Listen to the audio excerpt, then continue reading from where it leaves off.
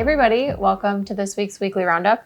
I have a long list, but we're not filming the roundup next week, so I tried to get a bunch into this one. So first things first, roads. Mother Nature's been pretty good to us, and it's allowed us to get a lot of road work done this year. We are hoping that we have finished all of our patches by the end of the day today, and if not, we'll be back next Friday. But we're hopeful that we've got everything done and buttoned up for the season, and then just in a few short months, we'll start work on the next set of road work for 2023. So the one thing that you may still see going is the lead service line work. So we received some funding from the state to replace lead service lines on the private side of that utility. We have done 350 so far, and we're hoping to finish 150 more lead service lines before the end of December. So we will still be doing some road work for that. Actually, I should be careful. We're doing some work for that. You'll see vehicles in the road, but the work should be happening on the sidewalk and in the boulevard. So next week, we will be in the areas of South 7th, South 3rd, Harvey, South 6th, and South 5th. So kind of in that Western Avenue-ish area. Leaves. Leaves have been a bit of a struggle, and I'm getting so many questions about leaf pickup, whether it's in my own personal life or through our Facebook page or when I'm in the grocery store.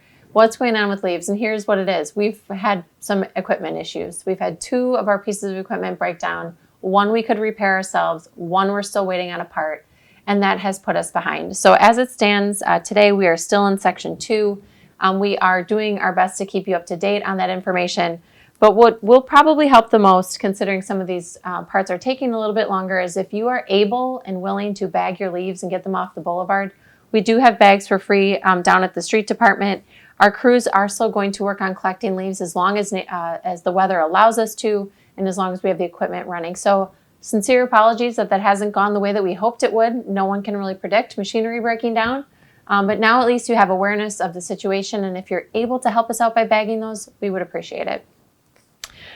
In that same idea, the yard waste site. So yard waste is still open. It's open on Wednesdays and Saturdays.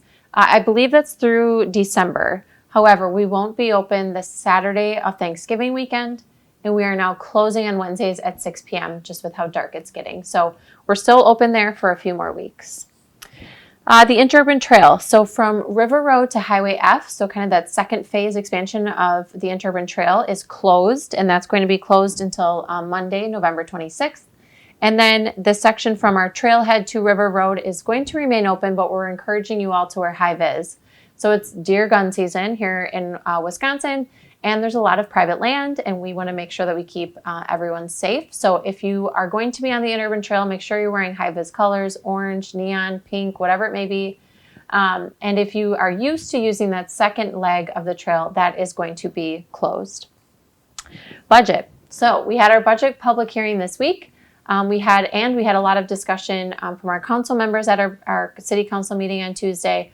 The budget is in its final step now, so we will have a special meeting of the Common Council on the 29th to pass and discuss the budget, and that will be the last stop for that before that budget is finalized. There have been many opportunities for public engagement dating all the way back to August. I provided that update to the council this week, so it gave me a nice opportunity to reflect back on how long we've been working on this, and the public had opportunity for involvement. And a lot of people have. So thank you for your participation in our budget process.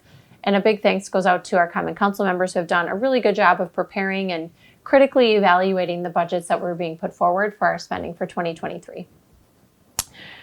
Riverfest. Riverfest has been a topic of discussion for the last 2 weeks now. Last week, I believe, I presented an update to the Finance Committee that talked about some of the organizational and financial structural issues that we're having with Riverfest. Before I was mayor, I didn't realize that Riverfest is technically owned by the city of Watertown. And I didn't realize that because there's an incredible group of volunteers that have given of their time and of their talent to produce Riverfest for over 3 decades. A lot of those people, that core group, and then even the next layer beyond that group, are retiring from the festival, and deservedly so. They have given so much time and effort to this festival. That they're retiring from the festival, which leaves obviously an organizational component we have to address. And then there's also a financial picture. The revenues for Riverfest have stayed largely the same, and our expenses continue to climb like we're seeing throughout the economy, and that produces deficits. So If you are interested, what we did is we issued a press release saying, give us your ideas, tell us what you think could improve or change, and even more importantly, volunteer to bring those ideas to life. If you are someone who answered that call or wants to answer that call to action, please join our Finance Committee meeting next week, Monday. There's both a virtual and an in-person option, and we'll be discussing kind of the next steps for Riverfest. We are in a timeline. Riverfest planning and contract signing and negotiations starts already in December, so we need to make some decisions and have some plans of action for how Riverfest will proceed into the future. I wanted to just mention there's been some push by DHS lately to share with the public as we kind of enter this kind of general flu and respiratory season that there are free COVID tests if people are interested in those. You can get one kit, which equals 5 tests each month, and if you Google DHS free COVID tests, I'm sure you'll find it. And I'm guessing we'll probably post about it on our health department and city page as well. On the recreation front, there is a lot happening next week. I'm super proud of our Park and Rec department. They do an incredible job of creating an activity list for the weeks that our public school system, and presumably this time of year, a lot of our kids in the community are off of school. So for a complete listing of these events I'm about to talk about, go to the Park and Rec Facebook page or go to Rec Desk. For some of these, you're going to need to register. Actually, we'd love for you to register for all of them. A couple of them require a small payment. So Rec Desk is the place that you'll do that. So next Monday is National Gingerbread and Red Mitten Day. The gingerbread activity is going to be the decorating of cookies, ornaments, creating gingerbread houses.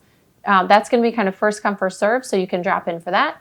And then the Red Mitten Day is learning how to knit, which I think is in crochet, perhaps. Oh, I hope I didn't use the wrong word. Working with yarn, let's say that.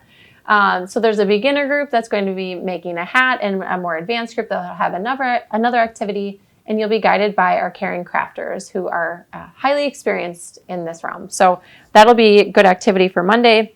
Tuesday is a stuffing and cranberry taste test. So if you are interested in having a nice meal, because we'll also provide ham or turkey sandwiches, you can join us for by sharing your culinary expertise, or novice if you are, sharing your offering with the community to see what cranberry or stuffing item tastes the best, and then enjoy a meal after. Wednesday is Fall Family Bingo, which is always a big one. And then Monday, Tuesday, and Wednesday in the afternoons, the indoor pool will be open as well for open swim. The library is also offering great activities next week. The turkey hunt in the Talk Read Play Center is ongoing, which is always a popular one. And then on Wednesday in the community room, we'll be showing DC League Super Pets, which is a cute movie I saw it at the town cinema. That you can enjoy as well. The mitten tree is also back at the library, so we're asking here for just donations, hopefully of waterproof mittens that you would put on that tree near the circulation desk, and then we'll get those donated to children in need. And then also for awareness, next week, the Friday after Thanksgiving, the library will be open, but they're only open from 8:30 to 11. On the job front, we have a really nice posting out there right now on social media and on our website about the jobs that we have. I know we're still recruiting for firefighter paramedics, police officers, solid waste, some of our lifeguards and seasonal staff in Park and Rec. So go to that post for more information. I was saying as I was preparing this, we have a lot happening this weekend. So if you are bored this weekend, I have to say it might be your fault because there is so much happening in the community. It was almost hard to compile it all here. So as I normally do, go to Watertown Tourism. They are a great location for all the activity happening.